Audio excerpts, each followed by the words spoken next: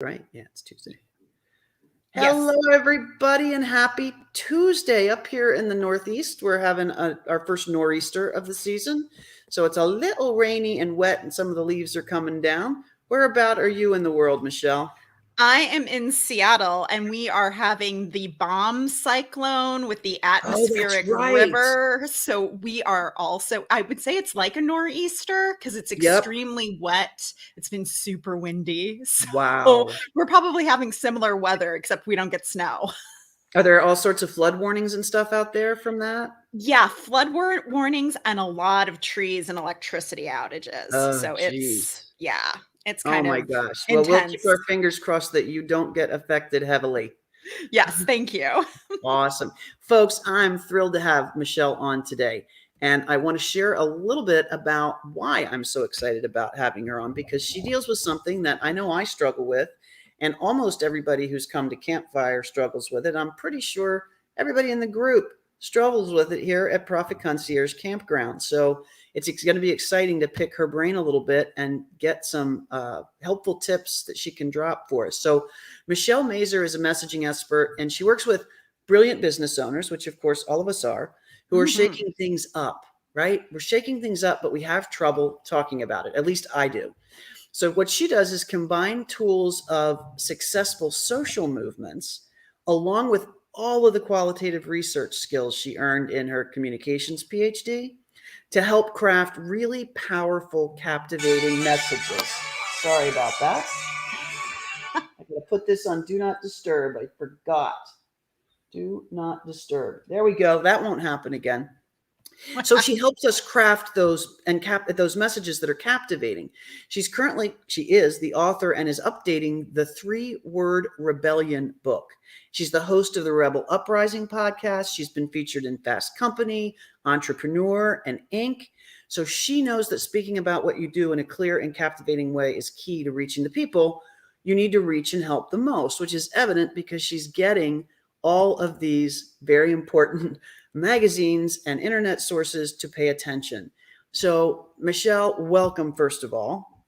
Thank you for having me, Pam. I'm thrilled to be chatting with you today. I really appreciate it. I know we're going to get a lot out of this. I know I'm going to get a lot out of it. And whatever that happens, it usually means other people do too. But Excellent. one of the toughest things for me, and I do essentially accounting, CFO, finance stuff. When you watch TV, it's all the bad jokes about the accountant's the boring one, never the main character, except in that Mhm. one movie. Um, and I have trouble talking about what I do to make it captivating. What Mhm. I do is what clients feel at the end of what we do is awesome, but I haven't figured out how to captivate them. When I see something that says 3-Word Rebellion, my radar goes up. I'm like, tell me more. So tell us more. What's this all about? Yeah, the 3-Word Rebellion is all about creating a one-of-a-kind message that really positions you in the marketplace. As we know, attention spans are dwindling. The internet, I feel, is becoming more and more crowded with businesses. So the question has been like, how do you stand out? How do you get people's attention? How do you get them to like slow their scroll and Yep. stop and do what you're about? So the 3-Word Rebellion is I developed it based on 2 different aspects. There were these famous entrepreneurs that I really loved, and I noticed that they were doing something unique, which was they could encapsulate the change they were creating in just a few words. So if you think about Simon Sinek and Start with Why, Mel Robbins, the 5-second rule, Tim Ferriss, the 4-hour work week, I was like, well, that's really interesting. Like Mm-hmm. they have this core message that is sticky. It makes you curious because that message isn't about them. And then I also realized social movements do this really well Hmm. too. Like, if you think about Black Lives Matter, the Me Too Got it. movement, Never Again, they have this message that is short and memorable that captures your attention and makes you want to know more. So, in my little pattern spotting brain, I was like, well, what if I took questions from social movement theory and made my clients answer them? So the questions are like, what are you rebelling against? What change do you want to create? What ticks you off? And really Huh. having people free write on those, like emptying their brain out. And then I was like, okay, well, let me apply my qualitative research skills because they're not doing anything right now. No, I'm not in academia. Um, and I started doing like thematic analysis of their free writing to come with like creation themes, rebellion themes, and I would create a word bank. And within that, we could start playing with these different words. Oh my God, that's And brilliant. yeah. And so I would see like certain turns of phrases or verbs would stand out. And I realized as I was doing this work that there are actually 3 different types of 3-word rebellions, which is very convenient. Huh. 3 and Yeah, that is 3. convenient. Yeah. So the first one is like the battle cry, which is that Simon Sinek start with why. It starts with a verb. So start with why, or here's another famous one, make America great again, or build back Got it. better, flatten the Yep. curve. All of those are battle cries. They're very action oriented. And then the second type is naming the change. And so this is a little bit more abstract. It's based in the solution. So the 3-word rebellion is a naming the change. The 5-second Yeah, right. rule. Yep. The 5-second rule is also a great example of that. And then the final one is a declaration, which is, it's like a saying, a mantra that I'll tell makes you what people mine is. I think mine would qualify. It Oh, sucks, but I think it's a declaration. Finance is fun, okay. Yes, which that would sucks. be a It's not the mantra. right one. It sucks, but Yeah, it's, I get it what could you're be a little saying. more attention grabbing and make Yep. people a little bit more curious, but that would be a But that's the declaration, concept of a right? declaration slash mantra. Yeah. Okay, So cool. I like like that. everything is figure outable. Or one of my clients, she's Yes. well, she's not a sobriety coach, but she has one called Question the Drink, which is what she wants Ooh, people to do, just to think about the relationship with alcohol. So got it.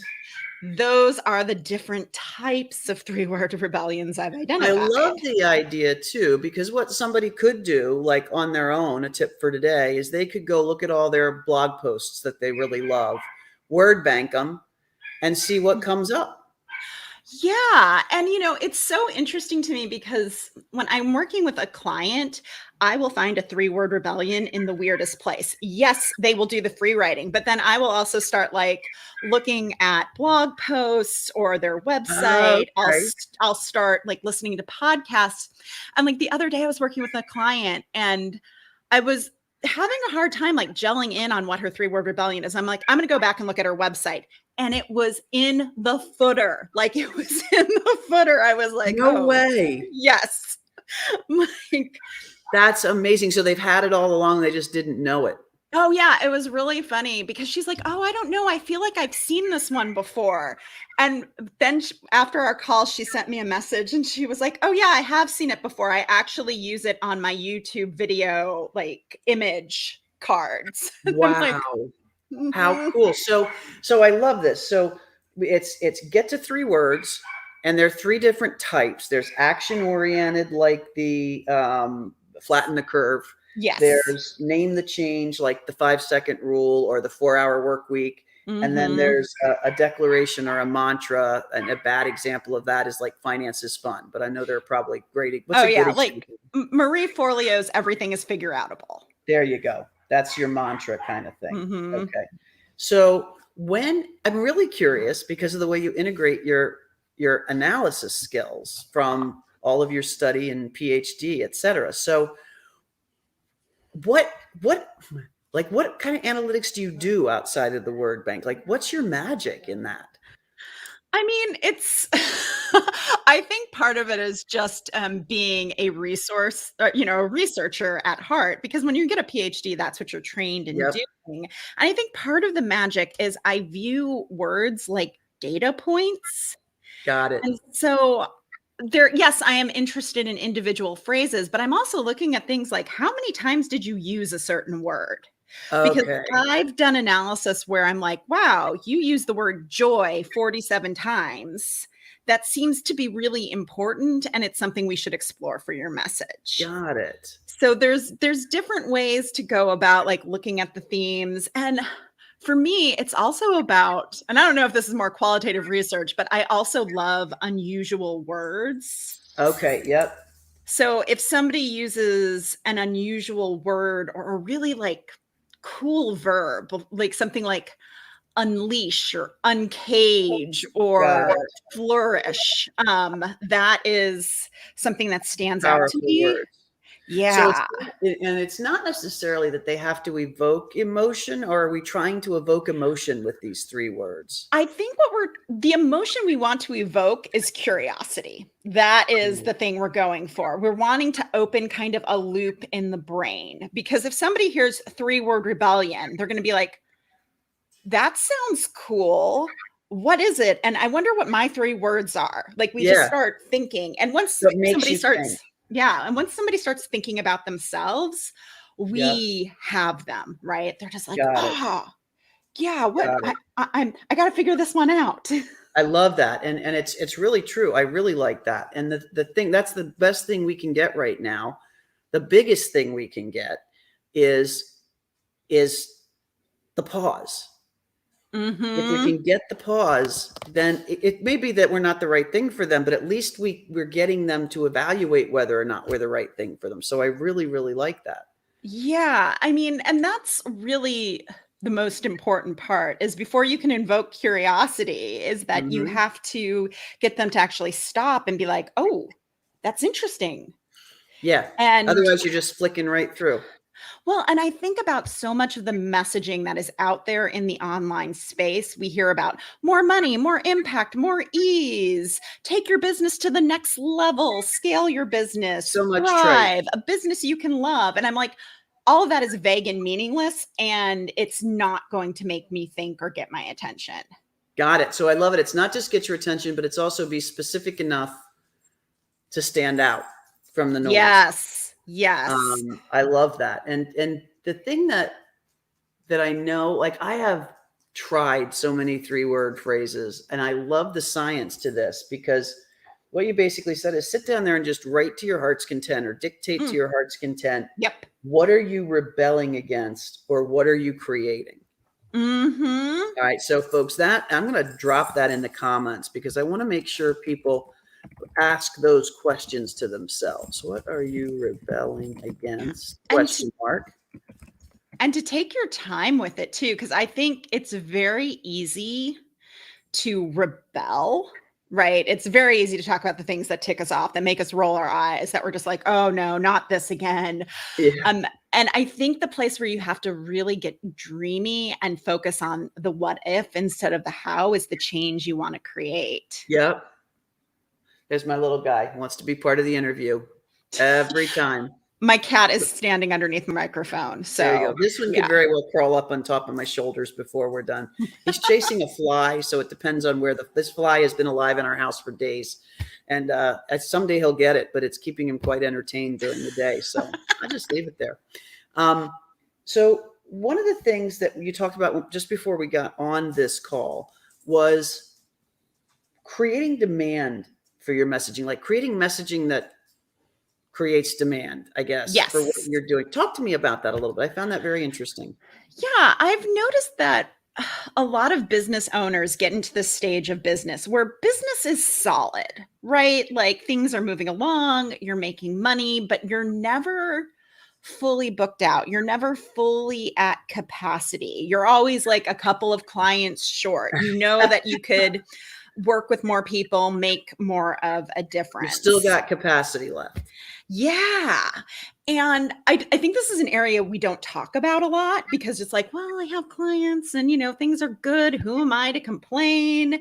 And it's like, yes. And you get to a place of stability in your business when you're booking clients a month or two out, right? Yep.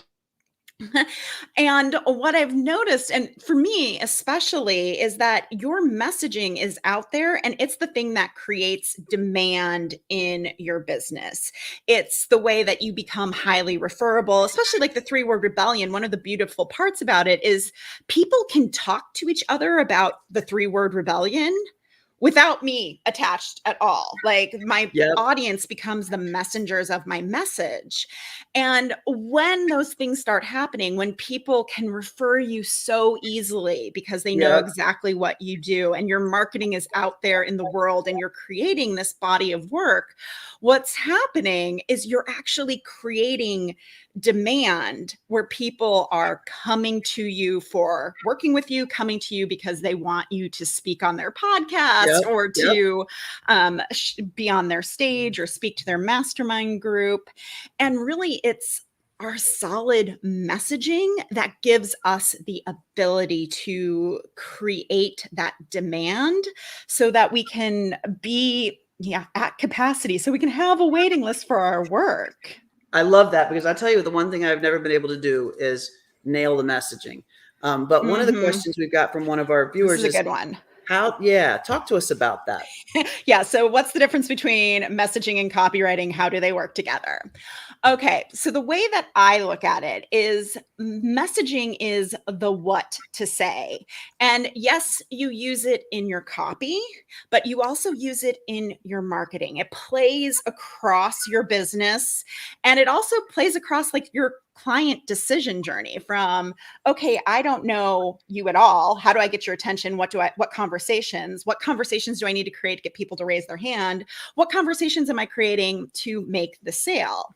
So then what happens is we have the what, and now that what needs to be translated onto the page. And so a copywriter takes the message and translates it into your homepage, your about page, your Your sales blog post, page. your whatever. Got it. Yeah. So that's the relationship. And there are some copywriters who do messaging, but I would highly suggest that you if you're hiring a copywriter and you're not really clear about what it is you're saying, do not expect the copywriter to do that, because they are simply there to use their amazing skills to translate the message you already have into copy.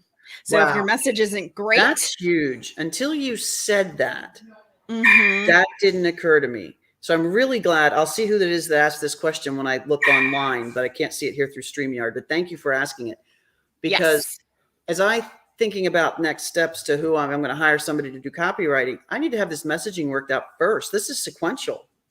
Yes, it very much is. And so I had a consult the other day with a referral, and this person was fairly cold, didn't really know my work. And so we had this long conversation about how she really needed to get her messaging worked out before she did the copywriter. And then she came back to me. She's like, I think I'm going to come back because I really just need copy. And I'm like, oh my gosh, and I just asked her, I was like, do you want to do this twice? Because once you get your messaging, your copy is going to change. It absolutely 100% will. But, people go off and do their own thing. And then they wonder, like, why isn't this copy working? Because the messaging behind it isn't solid. Isn't right. And really, messaging is more than just the 3-word rebellion we're starting about. Messaging is like that big puke you do at the questions, but then craft it into a couple different ways to say the same thing.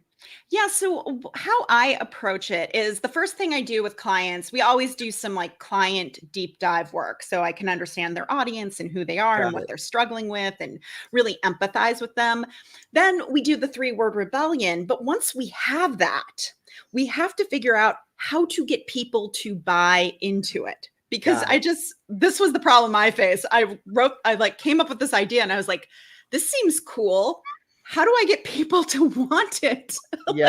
What do I need to say? So when I work with someone, we then take that 3-word rebellion and we create what I call a client decision journey. And that's basically, how do you move strangers that don't know you at all into people who say yes to working with you? What are the different conversations? What are the different calls to action, belief shifts they need to say? And this is where a lot of your content and copywriting will come from, is this client decision journey. But you need that piece in order to get buy-in, because if you get people's attention and you're like, wow, okay, tell me more. And you're like, I don't know what to say. I don't know. Should I I do a little say? accounting. What do you want? Yeah. Okay. Exactly. So it's like, Gotcha. how do we get people to buy in? And then we also do a little signature storytelling, because what are the stories that you need to tell to make that emotional connection? Love it. But all of it is tied to your 3-word rebellion. And that's really how you can have this very cohesive message, because everything relates back to your 3-word rebellion. Got it. I love it. So the journey you kind of take people on is, let's get to know you. Mm-hmm. Let's get this brain dump from you on a couple of key questions. Let's create that 3-word rebellion. And now let's create what you want your client journey to look like, from lead to sale or Mm-hmm. lead to yes. And you create messaging. Some may be copy, some may not, but what do you want the message to be that they're getting along that route? And it all Mm-hmm. ties back to the 3 words. And then you're ready for a copywriter to create Yes. whatever you need at each step along that journey. Exactly. Love it. Exactly. That's just brilliant, folks. This has been Thank you. like PhD level course in how to do this. I don't know if you realize this, but if you're looking at this on the replay, jump your questions down in here, because Michelle will be glad to jump in and help us Mhm. answer them as we go. And I have a user that agrees with me here, because this is basically a primer for how to build your messaging, which so many of us get stuck on. And it's, you could try and do this yourself the way she just outlined it for us. But let me ask, because I have to, how do people get to work with you? Like, is it one-on-one? Is it in groups? How do you do that? Yeah, so all of my work is one-on-one. It is Awesome. very high touch, and I think part of it is because of the analysis that I have to do, and I think part of it is, like, I've been in love with communication and words for over 25 years now, so, like, I have this certain knowing about what works or what words stand out. I have great spidey senses for that. Got it. So I Yep. do just work one-on-one with people. It's the Love it. best way that I can get them the result of getting a That's really great. clear message that they can powerfully communicate. That's just beautiful. And I know that folks can, that the big thing happening now is an update of the 3-word rebellion, and that folks can find out more at 3wordrebellion.com. Yep, and you Is can get there a also taster of the 3-word rebellion there as well, which is just kind of gives you a couple of the cool? prompts and an overview. Cool. And you're in an update right now on that book, so it'll be even more fresh and clean here in a month or so. Yes, hopefully like a couple weeks. Oh, Like, cool. I really wanna get this out. I I'm am so getting it out ready. there. I love it. Well, do me a favor, when you do, drop Mhm. into the campground, Profit Concierge Campground, and tell us it's there with a Okay. post, and we'll refer back to this StreamYard, because God, this is, I mean, I've been taking notes furiously, and I already want to hang up on you and go back to listen to it again, because it's like there is so much gold here. I really, really appreciate it. And the if people go to the website, can they find out there how to get in touch with you for a potential check-in about Yes. being a client? Or you can go to drmichellemazur.com, which is my website, Ah, and that will have all of the information about how to work with me. There's a pricing services guide there, all kinds of good stuff at awesome. drmichellemazur.com. Doctor, just DR or doctor written Yeah, out? DR. drmichellemazur.com. Here, I'll drop that in the comments as well, just so we have it. Oh, somebody did. Who did Oh, that? thank you. Thank you. Thank you so much. There it is, folks. So, and it's in the comments, so you can just click on it and get right over there. This is gold. So let me ask you one question as we leave. I like to ask this always as we wrap up. If there were one or two things that somebody could do today to up their messaging game, any of these entrepreneurs out here that are listening, me, because I'm clearly taking notes, what would one or two things be that I could do today to help myself?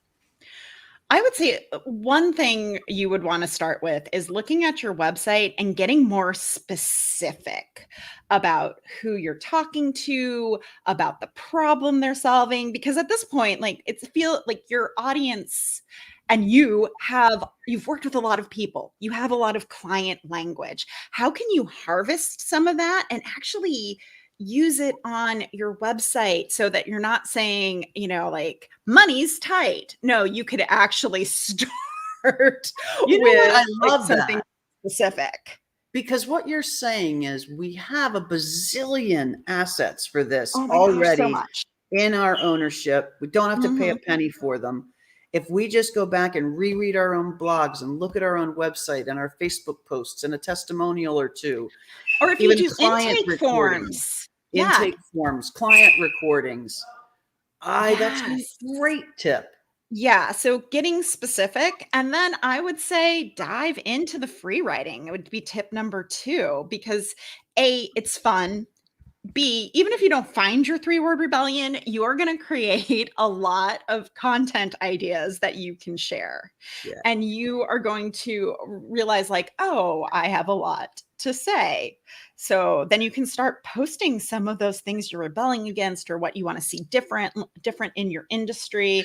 And it's a great way just to not only get clear on your message, but start taking a stand Oh my for God, what so you much believe in in. this. I'm going to break this down because there's so much in what you just said. Mhm. One, first of all, if you don't like writing, dictate and have it Yes. transcribed. So you don't have to love writing, just Nope. talk then. Two is it doesn't have to be perfect, just free form. Don't worry about grammar. Don't worry about spelling. Don't Yes. worry about sentence structure. Third, not only is this going to get you better and stronger on your messaging, but you can use it. Break it up into chunks and you have posts for the next 3 months. Oh, for sure. Like What the whenever heck? I'm feeling short on content, I can just do some free writing and something will always shake loose. And I was like, oh Love yeah, it. I haven't talked about that in a while. Or I go back and read old free writing and I'm like, oh, that's interesting. I haven't talked about that. This is gold. Thank you so, so much. Folks, drop your thanks in here for Michelle joining us today because like I said, not that I'm going to rush to hang up on her, but when I hang up on her, I'm going to go watch this video again. And there's just so much in here. I'm going to literally need to watch it 1 or 2 or 3 times. And it's going to be in the Facebook group. It's going to be on the YouTube channel. We're going to get a copy of it to Dr. Mazur here as well, and she can get it out to her folks. But this is really, really useful stuff today. I love it when these snack and learns basically are a playbook for doing something. And Mm. you've given us a playbook. Thank you so, so much for being here. You are so welcome, Pam. Thank you for having me. Awesome. All right, everybody, have a fantastic Tuesday. We will see you at the next Snack and Learn, which I believe is tomorrow. And knock this week out of the park, folks. Enjoy it. All right. Thank you again, Michelle.